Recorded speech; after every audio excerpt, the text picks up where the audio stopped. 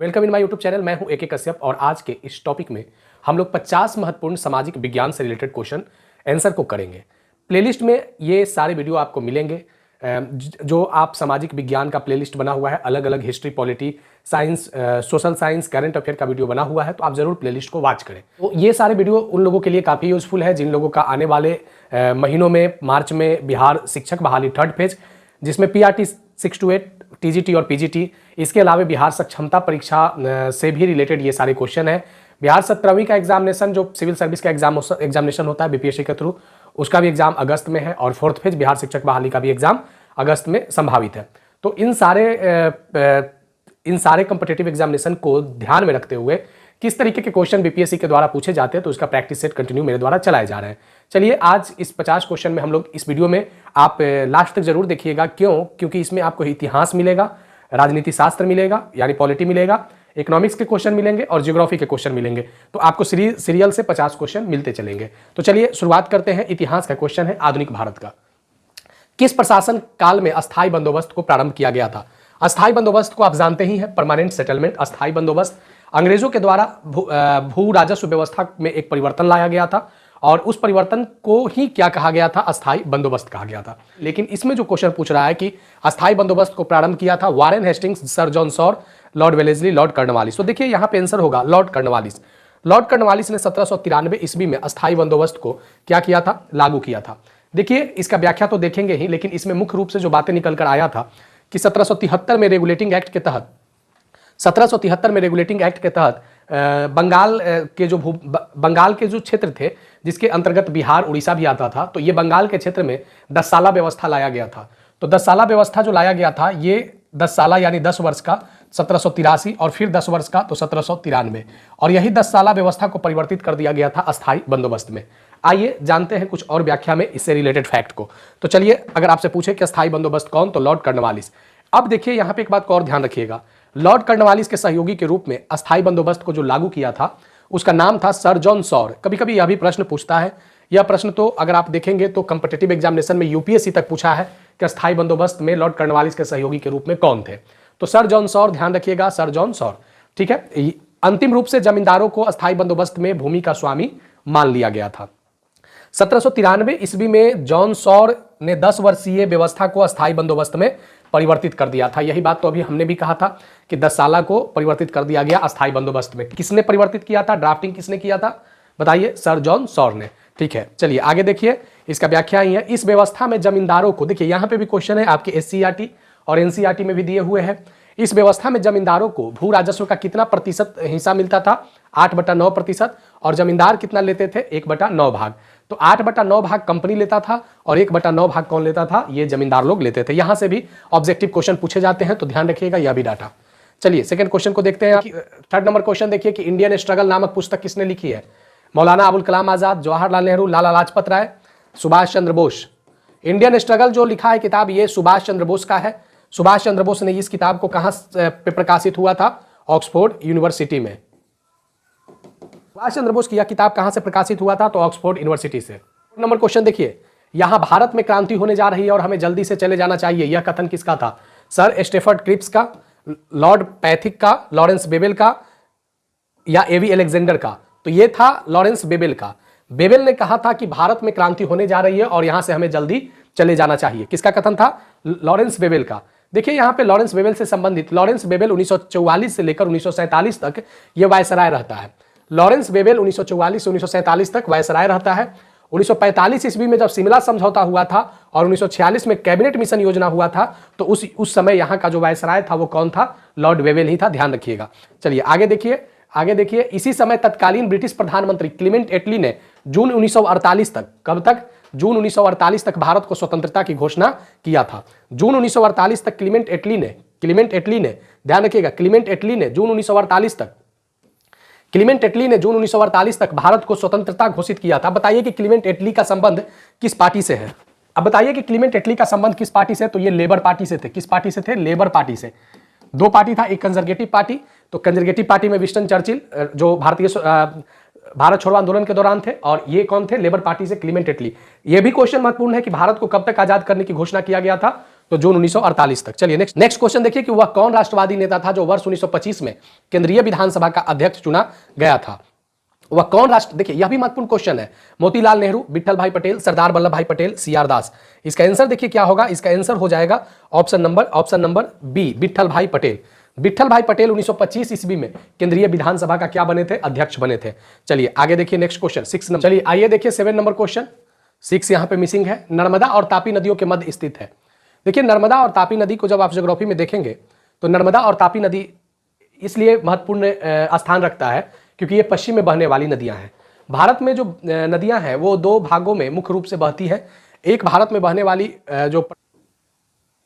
एक पश्चिम की ओर बहने वाली नदी, तो पश्चिम की ओर बहने वाली नदी में किसका नाम आ रहा है, नर्मदा और तापी का। देखिए पश्चिम में बहने वाली जो नदियां हैं, पश्चिम में जो बहने वाली नदियां हैं ये गिरती है कहां पे, अरब सागर में। कहां पे गिरती है, अरब सागर में। और पूरब की ओर जो बहने वाली नदी है, यानी एक बात यहां पे और आप ध्यान रखिए कि हिमालय के जो अलग अलग स्थानों से, हिमालय के जो अलग अलग रेंज से जो भी नदियां निकलते हैं वो कहां जाकर गिरते हैं, बंगाल की खाड़ी में। यानी वो कहां गिरते हैं, पूरब डायरेक्शन में। कहां पे गिरते हैं, पूर्व डायरेक्शन में, ईस्ट डायरेक्शन में। ठीक है, अब देखिए यहां पे और प्रायद्वीपीय जो नदियां हैं, प्रायद्वीपीय नदियां कहां गिरते हैं, अरब सागर में। लेकिन कुछ प्रायद्वीपीय नदियां, जैसे अगर कुछ और प्रायद्वीपीय नदियों के बारे में बात करें, कृष्णा, कावेरी, गोदावरी के बारे में, तो ये सभी नदियां भी कहां गिरते हैं, बंगाल की खाड़ी में गिरते हैं। अगर ओवरऑल बात करें तो बंगाल की खाड़ी में ज्यादातर नदियां इसलिए गिरते हैं क्योंकि जो आप शेप देख रहे हैं, पूर्वी भाग वाला जो आप शेप देख रहे हैं, ये आपके भौगोलिक क्षेत्र के आधार पर ये थोड़ा सा झुका हुआ है। पानी के बहाव का पूर्वी क्षेत्र में बंगाल की खाड़ी में जाने का यह भी एक कारण है कि जो भौगोलिक बनावट है, उस भौगोलिक बनावट के आधार पर यह भाग जो है काफी, ये भाग इस भाग के तुलना में नीचा है, डाउन है। ठीक है, और इसी कारण से यहाँ लगभग 66% जो नदियों का पानी है वो आपके बंगाल की खाड़ी में गिर जाते हैं। तो नर्मदा और तापी के लिए इसीलिए हम महत्वपूर्ण रूप से बात किए। एक यहाँ पे केरल में पेरियार नदी है, केरल में पेरियार नदी है, वह भी गिरती है अरब सागर में। तो अगर अरब सागर वाले काउंट आप करेंगे तो ये आप फिंगर पे उसे काउंट कर लेंगे। तापी नदी हो गया या नर्मदा नदी हो गया, या इधर से बहने वाली एक सिंधु नदी है अपवाद के स्वरूप में, जो हिमालय से निकलती है और पश्चिम में बहती है। ठीक है, तो ये सब नदियां जो हैं इसीलिए महत्वपूर्ण है, नर्मदा और तापी। अब देखिए कि नर्मदा और तापी जो नदियां हैं ये किस रेंज से बहती हैं, विंध्य पर्वत, सतपुरा श्रेणी, राजमहल की पहाड़ी, अरावली की पहाड़ी। तो इसका आंसर हो जाएगा बी, सतपुरा श्रेणी से। सतपुरा श्रेणी के मध्य ये नदियां का बहाव है, ये नदियां बहती है। ठीक है, चलिए आगे देखिए नेक्स्ट क्वेश्चन। व्याख्या जरा देखिए कि सतपुरा श्रेणी जो नर्मदा और तापी नदी है वो सतपुरा श्रेणी के दक्कन के पठार का भाग है। सतपुरा श्रेणी किस पठार का भाग है, तो दक्कन के पठार का भाग है। इसका विस्तार मध्य प्रदेश और महाराष्ट्र राज्यों की इन श्रेणियों में उत्तर भाग में नर्मदा नदी और दक्षिण भाग में तापी नदी। यानी सतपुरा श्रेणी के उत्तर भाग में सतपुरा श्रेणी के उत्तर भाग में नर्मदा नदी, और सतपुरा श्रेणी के दक्षिण भाग में कौन सी नदी, तापी नदी। ठीक है, चलिए आगे देखिए नेक्स्ट। अच्छा, ये क्वेश्चन ये भी पूछता है कि नर्मदा नदी निकलती कहां से है, तो नर्मदा नदी निकलती है अमरकंटक से। कहां से निकलती है, अमरकंटक से। एक बात को ध्यान रखिएगा कि अमरकंटक से 2 प्रमुख नदियां निकलती है, तो उसमें एक पश्चिम की ओर बहती है। अमरकंटक से ये कहां है, मध्य प्रदेश में। ये देखिए अमरकंटक से 2 नदियां निकला, एक पश्चिम की ओर तो ये नर्मदा, और एक पूरब की ओर जो नदी निकला, जो महत्वपूर्ण नदी है, सोन नदी। कौन सी नदी, सोन नदी। और ये सोन नदी पूरब में आकर फिर गंगा में मिल जाती है। ठीक है, पटना जिला में ये कहां मिल जाती है, पटना डिस्ट्रिक्ट में गंगा से सोन मिल जाती है। और ये नर्मदा नदी डायरेक्ट कहां चली जाती है, अरब सागर में। तो ध्यान रखिएगा, कभी कभी ये क्वेश्चन पूछता है कि अमरकंटक से बहने वाली नदियों का कौन कौन सी नदियां किस दिशा में बहती है। ठीक इसी तरीके से जब पूर्व और पश्चिम की बात करें तो एक और बात जरा देख लीजिए। यहाँ जो आप मानसरोवर लेक देखते हैं, तिब्बत में है ये सरोवर लेक से भी 2 नदियां, तो जो पश्चिम की ओर जब बहती है वो सिंधु नदी, और जो पूरब की ओर बहती है वो ब्रह्मपुत्र नदी। तो यहाँ भी इसी तरीके का एक फैक्ट है, तो इसी कारण हमने मेंशन कर दिया है। बगलिहार पावर प्रोजेक्ट भारत द्वारा किस नदी पर बनाया गया है, झेलम नदी, सिंधु नदी, चिनाब नदी, अरावली नदी। तो इसका आंसर हो जाएगा चिनाब नदी। बगलिहार पावर प्रोजेक्ट चिनाब नदी पर है। जम्मू कश्मीर के डोडा सेक्टर आप देखते होंगे, जैसे द्रास सेक्टर, डोडा सेक्टर, ये सब जम्मू कश्मीर के क्या है, सेक्टर है। तो डोडा सेक्टर में चिनाब नदी पर यह परियोजना बनाया गया है। अभी हमने एक सेक्टर की बात किया है, द्रास सेक्टर। तो ये जो द्रास सेक्टर देख रहे हैं ये जम्मू कश्मीर में, तो एक जम्मू कश्मीर में ये द्रास सेक्टर एक आर्मी एक्टिविटी के लिए तो मशहूर है ही द्रास सेक्टर। इसके अलावे यहाँ पे एक जीरा की खेती भी होती है। क्या होती है, जीरा की खेती के लिए ये सेक्टर काफी महत्वपूर्ण है।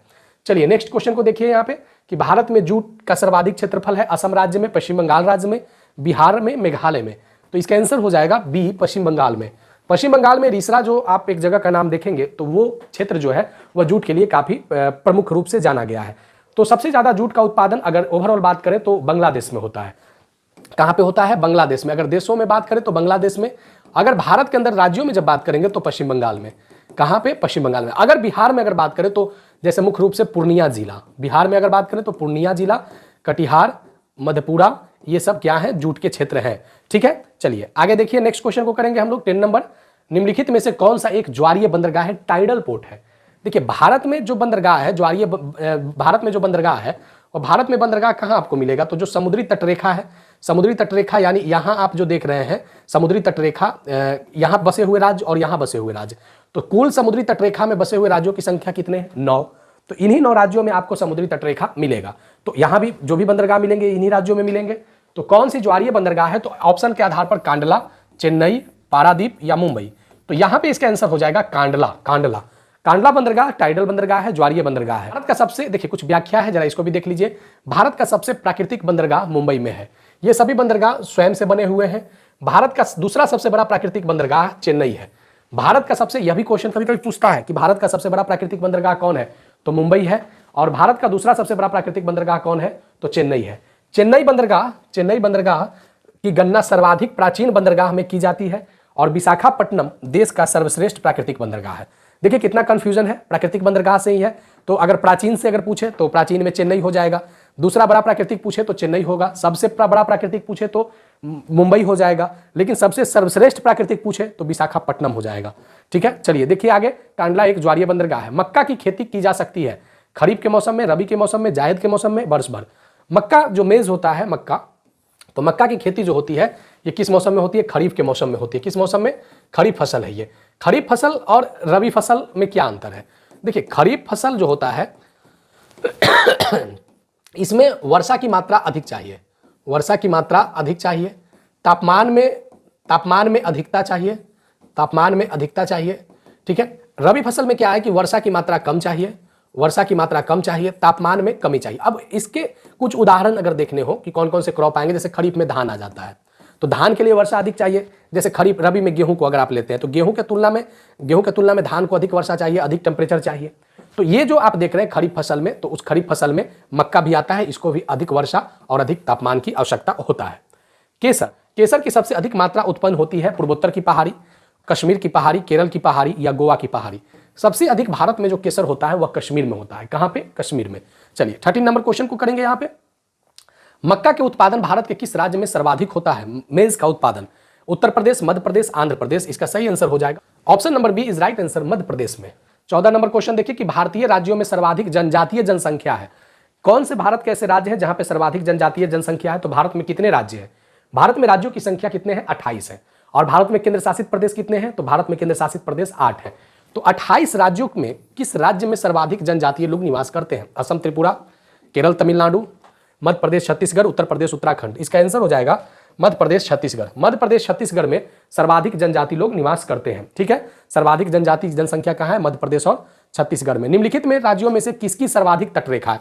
देखिए तटरेखा में 2 बातों को ध्यान रखिएगा। एक तटरेखा से पूछता है कि भारत में सर्वाधिक लंबी तटरेखा किस राज्य का है, और एक विश्व स्तर पर पूछता है कि कौन सा देश का सर्वाधिक तटरेखा है। तो एक इस क्वेश्चन को तो करेंगे, लेकिन विश्व स्तर पर सर्वाधिक जो तटरेखा जो है वह कनाडा का है। किसका है? कनाडा का। ध्यान रखिएगा, यह भी क्वेश्चन पूछ सकता है। भारत में अगर बात करें तो सर्वाधिक तटरेखा की जो लंबाई है गुजरात का है। सर्वाधिक तटरेखा की लंबाई किसका है? गुजरात का। एक क्वेश्चन और पूछता है, ये तो तटरेखा से हुआ, एक सीमा रेखा से होता है, बाउंड्री लाइन से। तो भारत के जो पड़ोसी देश है, भारत के पड़ोसी देश में सबसे ज्यादा अधिक लंबी सीमा किस देश के साथ लगती है? तो यहां भी इस क्वेश्चन को ध्यान रखिएगा, बांग्लादेश के साथ। किसके साथ? बांग्लादेश के साथ। तो यहाँ पे 3 क्वेश्चन आपको मिला। विश्व स्तर पर सर्वाधिक लंबी तटरेखा किस देश के पास है? कनाडा के पास। राज्य में अगर आप आते हैं तो गुजरात के पास। और एक सीमा रेखा, स्थलीय सीमा रेखा पे जब आते हैं तो भारत का सबसे लंबा स्थलीय सीमा किसके साथ लगता है? बांग्लादेश के साथ। तो आपको यहाँ पे 3 क्वेश्चन मिल गए। चलिए 16 नंबर क्वेश्चन करेंगे। उत्तर भारत के उप हिमालयी क्षेत्रों में, उत्तर भारत के उप हिमालयी क्षेत्रों के सहारे फैले समतल मैदान को क्या कहा जाता है? तराई कहा जाता है, दून कहा जाता है, खादर कहा जाता है या बांगर कहा जाता है? तो उत्तर भारत के उप हिमालयी क्षेत्र के सहारे जो समतल मैदान है उसे हम लोग क्या कहते हैं? तराई कहते हैं। हिमालयी क्षेत्रों के गिरिपद क्षेत्र में इसको 4 भागों में बांटते हैं। तो हिमालय को 4 भागों में किस आधार पर बांटा जाता है? हिमालय के सबसे पश्चिम में जिस नदी का चर्चा आता है वह कौन सी नदी है? सिंधु नदी।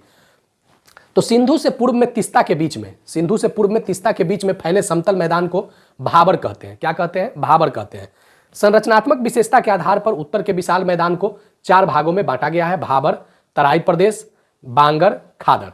ठीक है। 17 नंबर चलिए क्वेश्चन देखिए कि निम्नलिखित नदी घाटी परियोजनाओं में से किसमें आप एक ऐसी परियोजनाओं को ढूंढेंगे जो एक से अधिक राज्यों के लिए वह परियोजना कार्य कर रही है। तो ऑप्शन है चंबल घाटी परियोजना, म्यूराक्षी परियोजना, हीराकुंड परियोजना, शरावती परियोजना। इसका आंसर हो जाएगा ऑप्शन नंबर ए, चंबल घाटी परियोजना। ठीक है, कौन सा इसका आंसर होगा? चंबल घाटी परियोजना। चंबल घाटी परियोजना के तहत 2 राज्य इससे लाभान्वित हो रहे हैं, व्याख्या में देखेंगे, बशर्ते इसके जो option A B C D देख रहे हैं इसमें केवल एक राज्य लाभान्वित है। चलिए आइए इसका व्याख्या जरा देख लेते हैं। चंबल घाटी परियोजना के बारे में जब आप देखेंगे तो इससे 2 राज्य लाभान्वित कौन कौन हो रहे हैं? तो राजस्थान और मध्य प्रदेश। चंबल नदी घाटी परियोजना से 2 राज्य लाभान्वित हो रहे हैं, एक राजस्थान और एक मध्य प्रदेश। राणा प्रताप सागर बांध से केवल एक राजस्थान। शरावती परियोजना जो आप देख रहे थे वो कर्नाटक। शरावती परियोजना, यहां पे एक बात और ध्यान रखिएगा, जो एक जोग जलप्रपात है वो किस नदी पर है? वह शरावती नदी पर ही, कर्नाटक में। हीराकुंड परियोजना उड़ीसा में। ठीक है, हीराकुंड परियोजना उड़ीसा में। ठीक है, अब यहां पे जरा देखिए, जो म्यूराक्षी परियोजना जो आप देखे हैं, तो म्यूराक्षी परियोजना कहां हो गया? ये आपका हो गया राणा प्रताप सागर पे। ठीक है, राणा प्रताप सागर पे, तो इसको हमेशा ध्यान रखिएगा। चलिए आगे देखिए 18 नंबर क्वेश्चन। किम्बरले प्रसिद्ध खान है। किम्बरले प्रसिद्ध खान है स्वर्ण खनन के लिए, हीरा खनन के लिए, इस्पात खनन के लिए, ऑटोमोबाइल के लिए। तो किम्बरले है हीरा खनन के लिए। ये डायमंड के लिए जाना जाता है। ये जो आप खान जो देख रहे हैं ये भारत में नहीं है, ये कहां पे है? ये आप जब देखेंगे, ये जब आप देखेंगे किम्बरले खान, तो किम्बरले दक्षिण अफ्रीका का एक नगर है और यहीं पे ये खान मिलता है। भूमध्य रेखा के निकट किस तरह के वन पाया जाता है? देखिए हम जल्दी में कर लेते हैं। ये हमारा पृथ्वी हुआ। पृथ्वी को जो, ये पृथ्वी का उत्तरी भाग, ये पृथ्वी का दक्षिणी भाग, ये पृथ्वी का पूर्वी भाग और ये पृथ्वी का पश्चिमी भाग। पृथ्वी के पश्चिमी भाग और पूर्वी भाग को जो एक काल्पनिक वर्चुअल लाइन खींचती है, इसके कारण पृथ्वी 2 भागों में बट गई, एक उत्तरी गोलार्ध और एक दक्षिणी गोलार्ध, नॉर्थ स्फेरिकल, साउथ स्फेरिकल। उत्तरी गोलार्ध, ये जो लाइन आप देख रहे हैं ये आपका भूमध्य रेखा हो गया। क्या हो गया? भूमध्य रेखा हो गया। ठीक है, भूमध्य रेखा हुआ, इसे को ही बोलते हैं इक्वेटर या विषुवत लाइन। तो ये कितना पे हो गया? 0 डिग्री पे हो गया। ठीक है, अब देखिए यहाँ पे 23.5 उत्तरी गोलार्ध में 23.5 डिग्री पर एक कर्क रेखा होता है। क्या होता है? कर्क रेखा। ठीक, यहाँ दक्षिणी गोलार्ध में 23.5 पे मकर रेखा होता है, कैप्रिकॉर्न होता है। पूछ रहा है क्वेश्चन कि भूमध्य रेखा के निकट यानी इसके 5-10 डिग्री इधर अक्षांश वाले और ये अक्षांश वाले, यानी यहां इस क्षेत्र में कौन सा वन मिलता है? पतझड़ी वन, शंकुधारी वन, घास का मैदान, उष्णकटिबंधीय वन। यहां पे जो वन मिलेंगे वो उष्णकटिबंधीय one, this is right answer, उष्णकटिबंधीय वन। व्याख्या कर रहा है कि भूमध्य रेखा या विषुवत रेखा के निकट सालों भर उच्च तापमान और अधिक वर्षा पाए जाते हैं। दोनों में 5 डिग्री उत्तरी अक्षांश जो हमने भूमध्य रेखा के ऊपर खींचा था, उत्तरी अक्षांश, और भूमध्य रेखा के नीचे दक्षिणी अक्षांश के मध्य स्थित है। यहां मुख्यतः कांगो बेसिन जिसे और जायरे बेसिन, कांगो बेसिन और जायरे, अमेजन बेसिन मलेशिया इंडोनेशिया के द्वीप में पाए जाते हैं। तो ध्यान रखिएगा यहाँ पे। चलिए नेक्स्ट देखिए कि पृथ्वी का जुड़वां बहन कहे जाने वाला ग्रह कौन है? तो इसका आंसर हो जाएगा ऑप्शन नंबर बी, शुक्र। तो शुक्र को जुड़वां और सायं और भोर का तारा भी कहते हैं। ठीक है, किसका? सायं और इवनिंग एंड मॉर्निंग स्टार भी कहते हैं। ड्रैकेंसबर्ग पर्वत है बोत्सवाना, निबिया, दक्षिण अफ्रीका, जाम्बिया। ड्रैकेंसबर्ग पर्वत जो आप देख रहे हैं ये है दक्षिण अफ्रीका में, सी इसका सही आंसर होगा। चलिए आगे 22 नंबर। लोकसभा के अध्यक्ष एवं उसके कार्यकाल की समाप्ति के पूर्व पद से हटाया जा सकता है। लोकसभा के अध्यक्ष एवं उसके लोकसभा के अध्यक्ष को उसके कार्यकाल की समाप्ति के पूर्व हटाया जा सकता है। तो वो हटाने का प्रस्ताव कैसे होगा? तो देखिए लोकसभा का अध्यक्ष रहे या विधानसभा का अध्यक्ष रहे, लोकसभा का अध्यक्ष रहे या विधानसभा, क्योंकि दोनों की जो चुनावी प्रक्रिया है वह बिल्कुल एक है। तो आइए देखते हैं लोकसभा के अध्यक्ष को उसके कार्यकाल से पहले कैसे हटाया जा सकता है। क्या प्रधानमंत्री के द्वारा? यदि लोकसभा में इस आशय में प्रस्ताव पारित कर दें, यदि लोकसभा और प्रधानमंत्री इस प्रकार निर्णय ले ले, यदि संसद के दोनों सदन इस आशय में प्रस्ताव पारित करें। अभी एक उदाहरण आपने बिहार में भी देखा होगा कि बिहार में जब सरकार बदला तो बिहार में विधानसभा अध्यक्ष को कैसे बदला गया। ठीक है, विधानसभा अध्यक्ष को बदला, क्या यहाँ पे विधान परिषद का भी कोई भूमिका रहा था? तो विधान परिषद का यहाँ पे कोई भूमिका नहीं रहा था। तो जब विधान परिषद की राज्यों में भूमिका नहीं रही थी तो केंद्र में भी राज्यसभा की कोई भूमिका नहीं होगा, दोनों सदन की तो बात आएगी ही नहीं। तो यहाँ पे क्या होगा कि लोकसभा में इस आशय में क्या कर दिया जाए? प्रस्ताव को पारित कर दिया जाए। तो जब प्रस्ताव पारित होगा तो आपको नॉन कॉन्फिडेंस मोशन लाया जाएगा, और उस नॉन कॉन्फिडेंस मोशन अविश्वास प्रस्ताव के तहत लोकसभा के अध्यक्ष को उसके कार्यकाल से पहले हटाया जा सकता है। चलिए अब देखिए यहां पे एक और बात, लोकसभा का अध्यक्ष हो या विधानसभा का अध्यक्ष हो, वो चुने कौन जाते हैं? तो इससे चुनने के लिए सबसे पहली बात क्या है कि लोकसभा का अध्यक्ष वही बन सकते हैं जो लोकसभा में सांसद चुनकर आए हैं, एमपी चुनकर आए हैं, मेंबर ऑफ पार्लियामेंट। ठीक है। राज्य के विधानसभा में लेजिस्लेटिव असेंबली में वही अध्यक्ष बन सकते हैं जो विधानसभा में क्या चुनकर आए हैं? विधायक चुनकर आए हैं। ठीक है। इनकी प्राइमरी जो बेसिक जो पद होगा वह सांसद या विधायक का होगा, संबंधित जो भी वे संस्था में चुने गए हों। अब जब रिजाइन की बात आती है, अगर लोकसभा का अध्यक्ष अगर रिजाइन करना चाहते हैं तो किसको संबोधित करेंगे? तो ध्यान रखिएगा, वे उपाध्यक्ष को, लोकसभा के उपाध्यक्ष को। ठीक इसी तरीके से विधानसभा के अध्यक्ष किसको देंगे? विधानसभा के उपाध्यक्ष को। ध्यान रखिएगा इस फैक्ट को, एकदम बीपीएससी में ये ऑब्जेक्टिव क्वेश्चन ये सब पॉलिटी में पूछता है कि लोकसभा के अध्यक्ष किसे अपना त्यागपत्र दे सकते हैं, या और लोकसभा के उपाध्यक्ष को देना होगा तो वह देंगे अध्यक्ष को। लोकसभा के उपाध्यक्ष देंगे अध्यक्ष को। ठीक है। लोकसभा का अध्यक्ष एक बार अध्यक्ष चुने जाने के बाद आगामी लोकसभा के गठन के बाद उसके प्रथम अधिवेशन के प्रथम बैठक तक अपने पद पर बना रहता है। इस लाइन का मतलब क्या निकल कर आता है कि अगर लोकसभा या विधानसभा अपने कार्यकाल को पूरा कर लेता है तो लोकसभा अध्यक्ष या विधानसभा अध्यक्ष ही एक ऐसा पद है जो अगले जो जनमत जो चुनकर आती है, जो सरकार की गठन की जो बात आती है और एक नए सरकार के गठन की पहली जो बैठक होती है, तो उस पहली बैठक की भी अध्यक्षता पुराने वाले लोकसभा अध्यक्ष या विधानसभा अध्यक्ष के द्वारा अपने अपने सदन में किया जाता है। तो ध्यान रखिएगा, यह भी एक क्वेश्चन पूछता है कि कौन जो है वो सदन एक नए सरकार चुने जाने के बाद भी वो बने रहते हैं, तो वो कौन बने रहते हैं? तो लोकसभा के अध्यक्ष या विधानसभा के अध्यक्ष प्रथम अधिवेशन तक। उसके बाद फिर बहुमत के आधार पर इनका चुनाव होता है या सर्वसम्मति से। उसके बाद बहुमत के आधार पर या सर्वसम्मति से इसका चुनाव होता है, लेकिन प्रथम अधिवेशन तक पूर्व वाले ही अध्यक्ष बने रहते हैं। चलिए नेक्स्ट क्वेश्चन देखिए, 23 नंबर। भारतीय संविधान के तहत संपत्ति का अधिकार, भारतीय संविधान के अंतर्गत संपत्ति का अधिकार है, मौलिक अधिकार, वैधानिक अधिकार, नैतिक अधिकार, इनमें से कोई नहीं। इसका सही आंसर हो जाएगा वैधानिक अधिकार। कौन सा अधिकार है? वैधानिक अधिकार। पहले संपत्ति का राइट टू प्रॉपर्टी का अधिकार क्या था? फंडामेंटल राइट में था।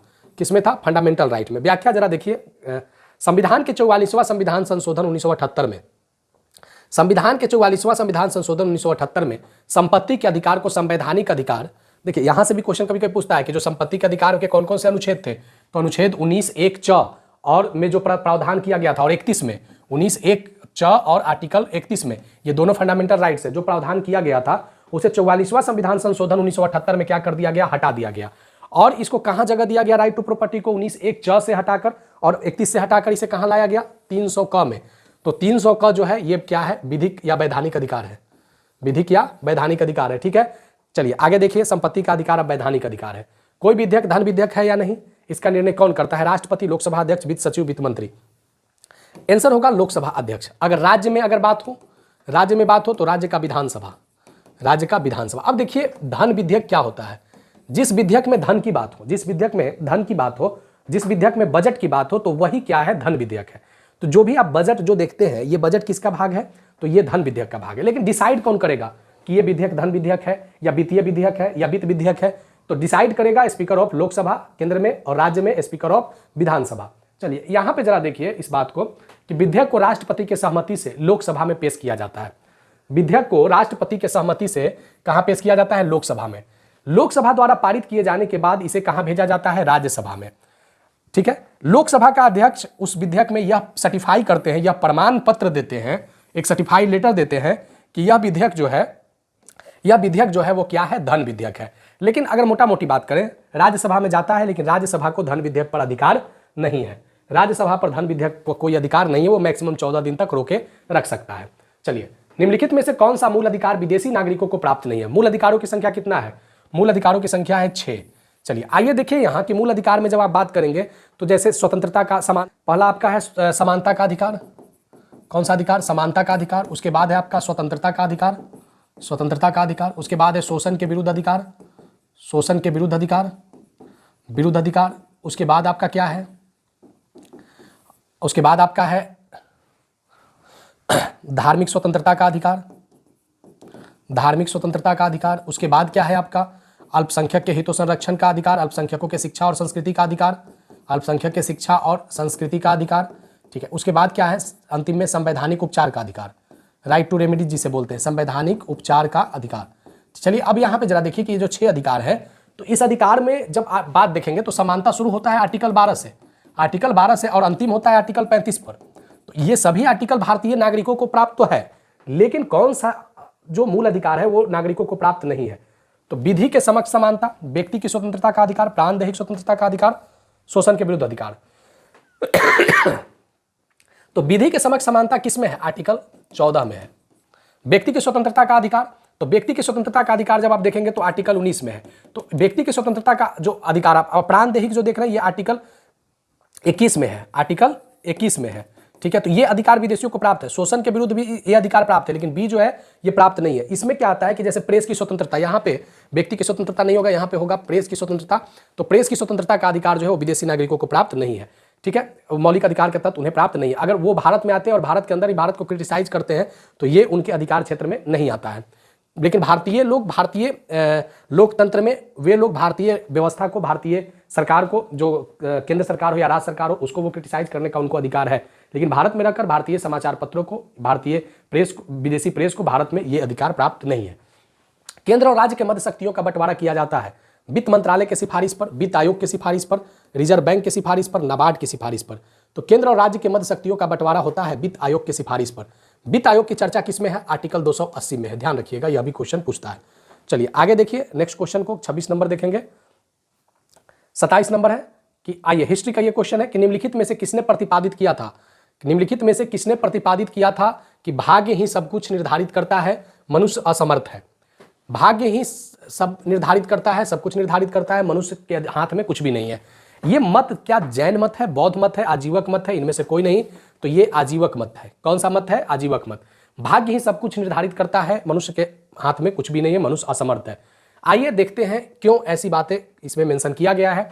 तो भारतीय पौराणिक ग्रंथों में, भारतीय पौराणिक ग्रंथों में 62 ऐसे ग्रंथ हैं जो गैर ब्राह्मण धर्मों से संबंधित है। कितने? 62 ऐसे धार्मिक ग्रंथ हैं जो गैर ब्राह्मण ग्रंथ कहलाए थे। उसमें आपके बौद्ध धर्म, जैन धर्म, आजीवक संप्रदाय से रिलेटेड है। आजीवक संप्रदाय के प्रमुख जो थे उनका नाम था मोगलीपुत्र तिस्स, मोगलीपुत्र तिस्स। और इन्होंने आजीवक दर्शन को भाग्यवादी दर्शन के रूप में, किस दर्शन के रूप में? भाग्यवादी दर्शन के रूप में इन्होंने व्याख्या किया था। किसने? मोगलीपुत्र तिस्स ने। मोगलीपुत्र तिस्स के बारे में एक और इंटरेस्टिंग बात जान लीजिए कि महावीर के साथ ये भी साथ में तपस्या के लिए बैठे थे, लेकिन महावीर 12 वर्षों तक कंटिन्यू तपस्या करते रह गए थे और इन्होंने 6 वर्ष में ही तपस्या को कंप्लीट करके, इन्होंने 6 वर्ष में ही अपनी तपस्या को कंप्लीट किया और भाग्यवादी संप्रदाय, भाग्यवादी दर्शन पर इन्होंने अपना व्याख्या दिया था। इसके अनुसार मनुष्य के भाग्य में भी सब कुछ निर्धारित करता है, कर्म सिद्धांत, और मानव कर्म में विश्वास नहीं करता है। कौन सा स्थान ऋषिपतन, मृगदाब, वर्तमान में बौद्ध स्थल के रूप में जाना जाता है? सारनाथ, बोधगया, कपिलवस्तु, लुम्बिनी। जगह का नाम बताइए, जगह का नाम देखिए क्या है? मृगदाब या ऋषिपतन। तो ऋषिपतन के नाम से सारनाथ, बोधगया, कपिलवस्तु, लुम्बिनी में सारनाथ को जाना जाता है। महात्मा बुद्ध ने अपना पहला जो 5 ब्राह्मणों को दीक्षित किया था, 5 ब्राह्मणों को जो दीक्षित किया था, यही कहलाया था बौद्ध धर्म में धर्मचक्र। यहां से क्वेश्चन पूछता भी है, बौद्ध धर्म में धर्मचक्र परिवर्तन। तो धर्मचक्र परिवर्तन कहां हुआ था? सारनाथ में हुआ था, ठीक है। 29 नंबर। अष्टाध्यायी के लेखक कौन है? पाणिनि, वाल्मीकि, वेद व्यास, सुखदेव। तो देखिए यहाँ पे इसका आंसर हो जाएगा, यहाँ पे जब इसका आंसर देखेंगे तो पाणिनि। अष्टाध्यायी क्या था? ये एक व्याकरण की किताब थी, संस्कृत व्याकरण की किताब थी अष्टाध्यायी। वाल्मीकि ने जो लिखा था वो रामायण लिखा था। वाल्मीकि ने संस्कृत में लिखा था ये रामायण जो है। वेद व्यास ने क्या लिखा था? महाभारत लिखा था। क्या लिखा था? महाभारत। अच्छा, सुखदेव के बारे में अगर आप देखते हैं तो ये महाभागवत पुराण, कौन? महाभागवत पुराण से संबंधित है सुखदेव। आगे के क्वेश्चन में मिलेगा, वहां पे व्याख्या करेंगे। आदि शंकराचार्य के द्वारा स्थापित 4 मठ कहां अवस्थित है? शंकराचार्य जो थे ये भारत में धर्म को लेकर इन्होंने कौन से संप्रदाय को, कौन सा सिद्धांत को दिया था? तो अद्वैतवाद को। किसने? अद्वैतवाद को। तो शंकराचार्य का जन्म कहां हुआ था? केरल में। कहां पे हुआ था? केरल के कलाड़ी में। 4 इन्होंने मठ को स्थापित किया था, 4 मठ। एक मठ उड़ीसा, ठीक है। ये आपका कहां पे है? दक्षिण। ये अगर आप बात करेंगे तो ये आपका पूर्वी मठ हो गया। कौन सा मठ हो गया? पूर्वी मठ, ठीक है। अब आइए उसके बाद पश्चिमी मठ पे अगर बात करें तो पश्चिमी मठ में द्वारिका, गुजरात में, ठीक है। और ये पुरी था, उड़ीसा में पुरी है। और ये द्वारिका कहां पे? गुजरात में। द्वारिका गुजरात में। अब आइए उत्तर में इन्होंने मठ कहां स्थापित किया था? तो उत्तराखंड में। कहां पे? उत्तराखंड, जो उत्तर प्रदेश पहले कहलाता था, उत्तराखंड में। अब आइए दक्षिण में इन्होंने कहां मठ स्थापित किया था? तो श्रृंगेरी में। कहां पे है? कर्नाटक में है, ठीक है। तो उत्तराखंड में कहां? केदारनाथ में, ठीक है, केदारनाथ में, ठीक है। अब यहां पे क्लियर कर लीजिए कि कौन कौन सा? जोशी मठ, वही उत्तराखंड वाला, द्वारिकापुरी, श्रृंगेरी, द्वारिकापुरी, श्रृंगेरी और और कहाँ मिला हमें? जगन्नाथपुरी, यहाँ पे 2 बार हुआ है, तो जगन्नाथपुरी उड़ीसा, उड़ीसा। तो सी नंबर सही हो गया। चलिए आगे देखिए 31 नंबर, तृतीय संगम कहाँ हुआ है? अरिकामेंडु एर्नाकुलम, अरिकामेंडु एर्नाकुलम मदुरई तुतीकोरिन। इसका आंसर हो जाएगा ऑप्शन नंबर सी, मदुरई में। तृतीय 3 संगम हुए हैं, व्याख्या में देखेंगे।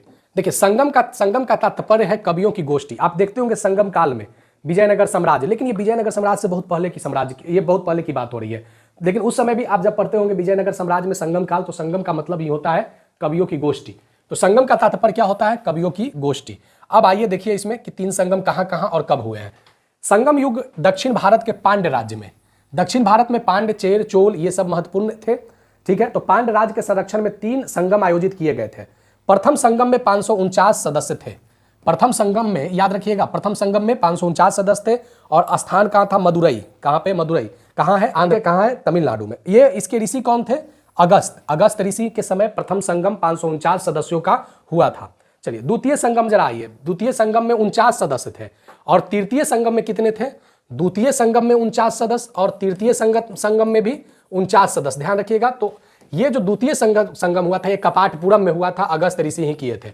और तृतीय संगम 49 में हुआ था, 49 सदस्य थे, मदुरई में हुआ था। नक्कीरर थे, नक्कीरर, और क्वेश्चन भी तृतीय संगम से था। तो कपाटपुरम और मदुरई वह प्राचीन स्थल जहां पे 60,000 मुनियों ने एक सभा में संपूर्ण महाभारत कथा का वाचन किया था, वह जगह था नैमिसारण्य। वेद व्यास के द्वारा जो महाभारत की जो वर्णन किया गया था उसे अपने मुंह से सुखदेव ने, जिन सुखदेव के बारे में हम चर्चा किए थे, तो सुखदेव ने नैमिसारण्य में ये 60,000 मुनियों की एक सभा में महाभारत के कथा का क्या किया था? वाचन किया था। नैमिसारण्य ध्यान रखिएगा। चलिए वनस्थली में ये सूत जी ने महाभारत की कथा सुनाई थी और उसकी व्याख्या किया था। निम्नलिखित में से किसके पक्षधर नेहरू थे किंतु गांधी नहीं थे? सत्य, अहिंसा, अस्पृश्यता, औद्योगिकीकरण। महात्मा गांधी इंडस्ट्रियलाइजेशन के, औद्योगिकीकरण के काफी खिलाफ थे। भारत में पहली बार 1948 में औद्योगिक नीति बना था। भारत में पहली बार 1948 में औद्योगिक नीति बना था और श्यामा प्रसाद मुखर्जी पहले उद्योग मंत्री बने थे। ठीक है, अब यहां देखिए कि औद्योगिकीकरण जो आप देख रहे हैं इसके खिलाफ कौन थे? तो महात्मा गांधी। महात्मा गांधी किसके समर्थन करते थे? वो कुटीर उद्योग और किस उद्योग के? सूक्ष्म उद्योग, कुटीर और सूक्ष्म उद्योग के ये समर्थन देते थे महात्मा गांधी, जो माइक्रो लेवल पर घर घर में काम किया जा सके उद्योग से संबंधित। सर्वेंट ऑफ इंडिया सोसाइटी की स्थापना किसने किया था? Madan Mohan Malviya, Sarojini Naidu, justice Rayudu, Gopal Krishna Gokhale. D is right answer, Gopal Krishna Gokhale. बहुत ही विद्वान आदमी थे गोपाल कृष्ण गोखले, महात्मा गांधी के राजनीतिक गुरु भी थे। मोहम्मद अली जिन्ना इन्हीं का निजी सचिव भी थे, गोपाल कृष्ण गोखले का। गोपाल कृष्ण गोखले 1905 में सर्वेंट ऑफ इंडिया सोसाइटी का स्थापना किया था। ये यूपीएससी का अध्यक्ष भी रहे थे गोपाल कृष्ण गोखले। चलिए आगे देखिए, इन्होंने ही महात्मा गांधी को दक्षिण अफ्रीका से लाने में महात्मा गांधी को दक्षिण अफ्रीका से भारत लाया था और महात्मा गांधी को इन्होंने ही कहा था कि 1 वर्ष तक का भारत का भ्रमण करें। Satya Shodhak Samaj, doctor B R Ambedkar, Jyotiba Phule, Narayan Guru, Rana स्वामी नायकर। इसका आंसर होगा बी, ज्योतिबा फुले। सत्य शोधक समाज जो था संबंधित था, इसका स्थापना मुख्य उद्देश्य हुआ था हिंदू, अछूत और अस्पष्ट जातियों के शोषण उत्पीड़न से मुक्ति दिलवाने के लिए। अच्छा, एक क्वेश्चन और आता है कि महाराष्ट्र का सुकरात किसे कहते हैं? तो वह कहते हैं महादेव गोविंद रनाडे को। ध्यान रखिएगा, किसको? महादेव गोविंद रनाडे को। भारत में अंग्रेजों ने प्रथम मदरसा स्थापित किया था कलकत्ता में। मदरसा में यहाँ पे अंग्रेजों ने क्या पढ़ाना शुरू कर दिया था? अरबी फारसी के साथ अंग्रेजी, क्योंकि अंग्रेजों को चाहिए था ट्रांसलेटर। तो भारत में प्रथम गवर्नर जनरल वारेन हेस्टिंग ने 1781 ईस्वी में कलकत्ता में प्रथम, देखिए ये आपका एससीईआरटी में और एनसीईआरटी दोनों जगह है, कहाँ पे पहला मदरसा हुआ? कलकत्ता में स्थापित किया 1781 ईस्वी में। फारसी, अरबी तथा मुस्लिम लॉ और फारसी, अरसी और मुस्लिम कानून भी पढ़ाया जाता था। ठीक है, इसके साथ क्या होता था कि ये लोग स्नातक विभाग के रूप में ब्रिटिश राज में फिर वहां से पढ़कर निकलते थे मदरसा से और यहाँ पे आकर वे द्विभाषीय के रूप में कार्य करते थे। वस्त्रों के लिए कपास की खेती सबसे पहले कहाँ किया गया था? तो ये भारत में। वस्त्रों के लिए सबसे पहले कपास की खेती का जिक्र आता है भारत में। नाथुला दर्रा किस राज्य में? देखिए दर्रा से संबंधित आ गए हम लोग भूगोल के क्वेश्चन में। नाथुला दर्रा याद रखिएगा, कुछ महत्वपूर्ण दर्रा जो आपके एग्जाम में पूछे ही जाते हैं, 1 से 2 नंबर रहता है। तो नाथुला दर्रा सिक्किम में। नाथुला दर्रा सिक्किम में। सिक्किम कनेक्ट किससे करता है? सिक्किम कनेक्ट होता है तिब्बत से, जो चीन अधिकृत क्षेत्र है। ठीक है, चलिए आगे देखिए, इसका कुछ व्याख्या है। नाथुला दर्रा सिक्किम राज्य में स्थित है। नाथुला दर्रा चीनी क्षेत्र में तिब्बती पठार के चुमकी घाटी में खुलता है। नाथुला दर्रा तिब्बती पठार के कहाँ खुलता है? चुमकी घाटी में नाथुला दर्रा खुलता है, चुमकी घाटी।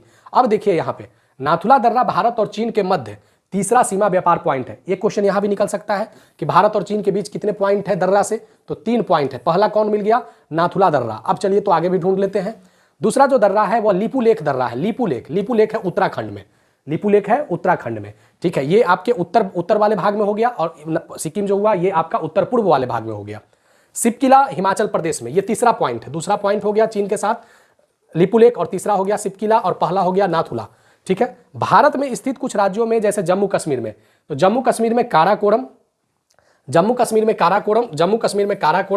जोजिला, पीर पंजाल, बनिहाल और बुर्जिल, ये जम्मू कश्मीर के दर्रे हो गए। तो ध्यान रखिए, एक बार रिपीट कीजिए, काराकोरम, जोजिला, पीर पंजाल, बनिहाल और बुर्जिल। हिमाचल प्रदेश में सिपकिला और रोहतांग और बारालाचा। चलिए आगे देखिए, इसमें उत्तराखंड में लिपुलेख और माना और नीति, सिक्किम में नाथुला और जैलेपा, अरुणाचल प्रदेश में बॉबडीला और दीफू। भारत के किस राज्य में सर्वाधिक सिंचाई नलकूप से होती है, मध्य प्रदेश, बिहार, राजस्थान, उत्तर प्रदेश। तो इसका आंसर हो जाएगा option number D, Uttar Pradesh. यहाँ पे नेक्स्ट क्वेश्चन को हम लोग देखेंगे 40 नंबर। भारतीय नदियों में कौन सा एस्चुरी बनाती है, एस्चुरी और डेल्टा, ये दो बड़ा कंफ्यूजिंग करने वाला प्रश्न होता है। तो एक बात ध्यान रखिएगा कि उत्तर भारत में जो बहने वाली नदियां हैं जो हिमालय से निकलती है वो मुख्यतः डेल्टा का ही निर्माण करती है, ठीक है। और नर्मदा और तापी जो अरब सागर में जाकर गिरती है, तो ये नदियां एस्चुरी का निर्माण करती है। तो ऐसे यहाँ पे इसका आंसर तापी हो जाएगा। क्या होगा, तापी हो जाएगा। अब आइए, ये अर्ध संलयन तटीय स्थलाकृति है जहां पर एक से अधिक नदियां समुद्र में मिलती है, और नदियों के मुहाने पर नदियों के द्वारा लाए गए तलछट के जमाव के कारण डेल्टा का निर्माण होता है। दूसरी ओर ज्वारामुख नदी के मुहाने पर नदियों के बहाकर लाया गया मलबा बहाकर समुद्र में चले जाते हैं।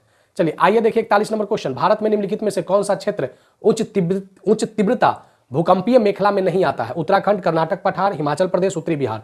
देखिए भारत में 5 भूकंप जोन है, zone 1, zone 2, zone 3, zone 4, zone 5। इसमें सबसे जो कम आता है वह जोन 1 में है। यहां से भी ध्यान रखिएगा, सबसे कम जोन 1 में, और सबसे अधिक किस में होगा, जोन 5 में। सबसे अधिक किस में होगा, जोन 5 में। तो जोन 5 में जो आता है वह कौन सा, हिमालय का जो क्षेत्र है, हिमालय का जो क्षेत्र है वह जोन 5 में आता है। लेकिन कर्नाटक पठार जोन 1 में आता है, कर्नाटक पठार जोन 1 में आता है। चलिए नेक्स्ट क्वेश्चन को देखेंगे। हाँ, उत्तरी बिहार जो आप देख रहे हैं यह अभी किसका भाग है, उत्तरी बिहार। तो नेपाल से ये उत्तरी बिहार का बाउंड्री लगता है। नेपाल से अलग जो करता है वह सोमेश्वर की श्रेणी, सोमेश्वर की पहाड़ी जो है वो अलग करता है बिहार को नेपाल से। उत्तरी बिहार और दक्षिणी बिहार को अलग कौन करता है, यहाँ भी ये क्वेश्चन है। गंगा नदी, उत्तरी बिहार और दक्षिणी बिहार को कौन अलग किया, गंगा नदी। और उत्तरी बिहार नेपाल से बाउंड्री टच करती है, इसको अलग कौन किया, तो सोमेश्वर की श्रेणी। और ये सोमेश्वर की श्रेणी हिमालय के शिवालिक का भाग है। किसका भाग है, शिवालिक का भाग है, ध्यान रखिएगा। चलिए आगे देखिए, चलिए 42 नंबर क्वेश्चन जरा देखिए कि निम्नलिखित में से गेहूं के 3 बड़े गेहूं के उत्पादक राज्यों के दृष्टि से, तो उत्तर प्रदेश पहला स्थान पे, पंजाब और हरियाणा सी इसका सही आंसर आ जाएगा। में से किससे बिंदु लगभग एक ही है। अब ब्रह्मपुत्र गंगा, ब्रह्मपुत्र और सिंधु, गंगा और सिंधु, सतलज और ब्रह्मपुत्र, इसमें जो आप आंसर देखेंगे हमने पहले भी करवाया है, ब्रह्मपुत्र और सिंधु। एक पूरब की ओर बह गई ब्रह्मपुत्र नदी और पश्चिम की ओर बह गई सिंधु नदी, ठीक है। तो देखिए ये मानसरोवर लेक से निकलता है। इसके अलावे देखिए ब्रह्मपुत्र और सिंधु नदी के अलावे कुछ और नदियां, जैसे यांगत्सी नदी चीन में बहती है, हांगहो नदी, इरावदी नदी, मेकांग नदी थाईलैंड में है। ये जो निकलती है ये सभी एक ही पॉइंट से निकलती है। ब्रह्मपुत्र और सिंधु नदी का उद्गम तिब्बत पठार के मानसरोवर झील है। चलिए 44 नंबर देखिए कि अंतर्राष्ट्रीय संधि। अच्छा, एक बात को ध्यान रखिए कि अंतर्राष्ट्रीय संधि किसमें चर्चा किया गया है, तो अंतर्राष्ट्रीय संधि का चर्चा किया गया है डायरेक्टिव प्रिंसिपल स्टेट पॉलिसी में। किस आर्टिकल के तहत चर्चा किया गया है अंतर्राष्ट्रीय संधि को, आर्टिकल 51 के तहत चर्चा किया गया, आर्टिकल 51 के तहत चर्चा किया गया। तो अंतर्राष्ट्रीय संधि को भारत के किसी भाग में संपूर्ण भारत में लागू करने के लिए संसद कोई भी कानून बना सकता है। संसद यानी पार्लियामेंट कोई भी कानून बना सकता है। आंसर करेंगे, लेकिन देखिए यहाँ पे पार्लियामेंट में एक बात को ध्यान दीजिएगा, जब भी पार्लियामेंट की चर्चा होगा तो पार्लियामेंट संयुक्त रूप से राष्ट्रपति, राज्यसभा और लोकसभा, इसके जो सम्मिलित रूप होते हैं यही क्या कहलाता है, पार्लियामेंट कहलाता है। तो पार्लियामेंट का ये तीनों भाग है। तो ये कानून बनाने का अधिकार किसको हो गया, तो पार्लियामेंट को।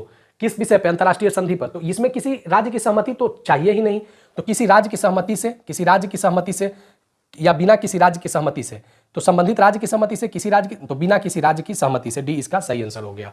चलिए आगे देखिए 45 नंबर, लोकसभा द्वारा विचार में भेजे गए वित्त विधेयक को राज्यसभा कितने समय तक रोक सकता है, तो इस पे हमने चर्चा किया भी था, 14 दिन तक इसे रोका जा सकता है। कितने दिन तक, 14 दिन तक। नेक्स्ट क्वेश्चन 46 नंबर देखिए, यहाँ पे नियंत्रक महालेखा परीक्षक की नियुक्ति राष्ट्रपति के द्वारा किया जाता है, लेकिन अपने पद से उसे हटाया जा सकता है।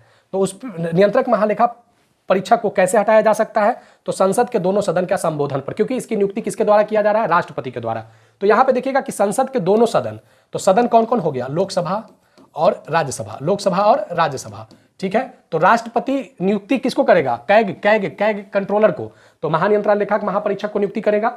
लेकिन संसद के दोनों सदन के संबोधन पर इन्हें हटाया जा सकता है। इनका जो जिक्र है संविधान के जिस अनुच्छेद में नियंत्रक महालेखा परीक्षक का हुआ है 148, अनुच्छेद 148, इस पे इनको हटाने की वही प्रक्रिया है जिस प्रक्रिया के तहत सुप्रीम कोर्ट या हाई कोर्ट के न्यायाधीश को हटाया जाता है। लाभ के पद का निर्णय कौन करता है? आप देखते होंगे कि व्यक्ति को लाभ के पद पर नहीं होना चाहिए। ये आपके लोकसभा, विधानसभा, राज्यसभा या विधान परिषद या पंचायती राज व्यवस्था के तहत ये बातें आते हैं कि लाभ के पद पर ना हो तो वही चुनाव लड़ सकता है।